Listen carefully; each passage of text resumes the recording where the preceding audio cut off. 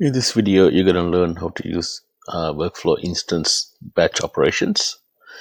A workflow definition may contain many number of workflow instances. So in this case, I have 20 workflow instances for this selected workflow definition, purchase order DAF. So let's say if you want to perform some batch operations on all of these 20 workflow instances, you're going to go down to workflow instances.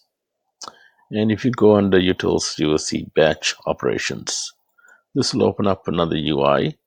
In this particular UI, the first thing you're going to do is you're going to go and select the workflow definition.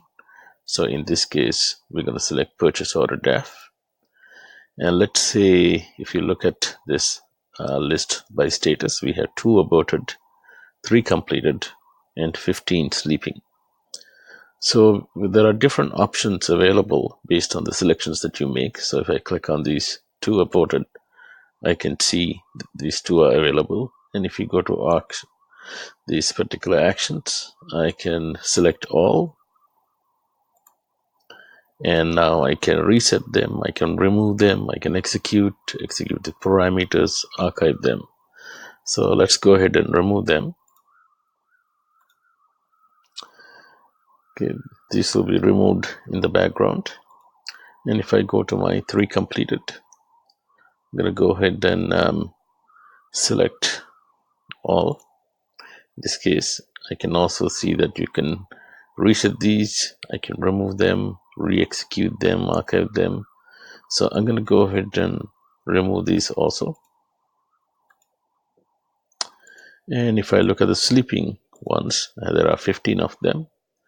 In this case, I can also go and select all of these. And let's say I wanted to abort them, I can go ahead and abort them. And all batch operations will run in the background and will be processed in the background. So if we go back to our workflow instances, you should see that most of the workflow instances for purchase order are aborted now, and the others will be removed. So if I go back to my workflow definitions, you will see that the purchase order def only has 15 workflow instances because I have removed the aborted and the completed ones, which were 5 of them. So the batch operations becomes very useful when you have to deal with very large numbers of workflow instances and to deal with them from the UI.